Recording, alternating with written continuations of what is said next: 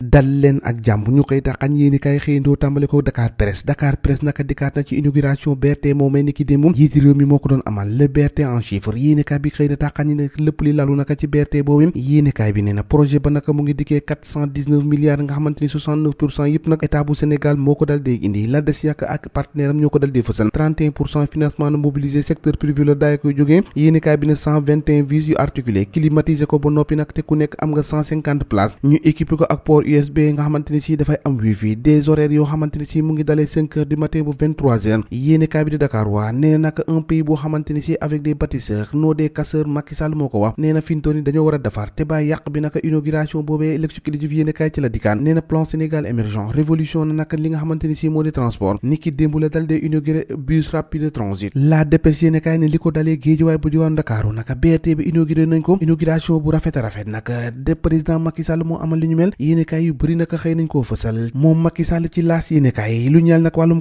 commercialisation BRT boobee naka Macky Sall fixé na cap boobee naka ci Thierno Birahim Aw mi nga xamante ne si mooy directeur bu CETUD nag yi bil yéenekaay bi naka niki démb Macky Sall naka nataalam fës lool naka mu jël ciseau bi naka di dagg ruban boobee di firndeel naka li nga xamante ne si moo di tàmbale ko BRT boobu Le Soleil yéenekaay ci la dikkaat ne nag ab jéego la boo xamante ne si dafay yóbbu Sénégal ci Sénégal bu bees peq nag ab compagnie spéciale bu police naka moom la ñu daal dee sas nag ngir mu aar li nga xamante ne si moo di ouvrage boobee TER BRT Dakar dem dikk yéenekaay bi na ab profonde restriction boo xamante ni si moo ñeel nag wàllum dem ak dikk bi nag fintoon nii moom la Macky Sall dal dee teg emploi montage financier BRT bi en chiffre yéenekaay bi ne la ko gën caa tuuti 419 milliards yoo xamante ni si moom la ñu tabaxee bile bus rapide transit mu war a dalee Guédiawaye ba ca diwaanu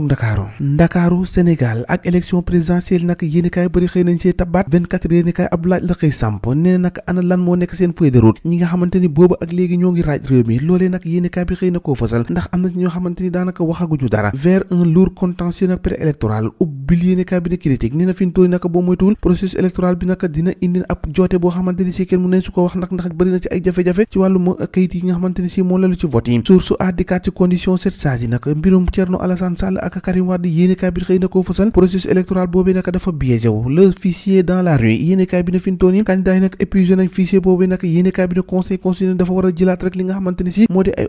opérette yoo xamante ni si dina ñeel nag wàllum contrôle parrainage tribune yéenekaay moo ko xëy fësal na leneen te moo di ab jéem benn téléphone bu explosé loolu nag indi ab jee daay woo xamante ni si ab dëkk lëmm nag la dal dee faagaagal nag foofee ci diwaanu Tambacounda Thierno Alassane Sall moom éliminé Karim Wade ci présidentielle yi nga xamante ni si moom lañu dal dee dëgmal ndax jàpp na ne Karim Wade boobee double nationalité la am kon nag moom munta bokk ci yooyu élection Karim Wade ak retouram boobu nekk serpent de mer yéenekaay bi di enquête xëy na koo fësal moo di présidentielle ak nationalité Karim Wade enquête yéenekaay na fintooni Karim Wade ay mbiram dara leeragul nataalam fës naka mu sëngeem noonu ak loxoy dal ci kin ba mel ni naka Karim Wade moomee jaaxle la quotidien yéenekaay ne Karim Wade face à Thierno Alassane Sall bi nga xamante ni si tas d'obstacle la Thierno Alassane Sall dénoncé na double nationalité bi Karim Wade am ay alliés Karim Wade ñoom nag assuré nañ na renoncé na ak li nga xamante ni si moo di ñaari nationalité ma fintooni Karim Wade ay mbiram dara leeragut ci yéenekaay bi ne candidature multiple pari risqué pour Benno ak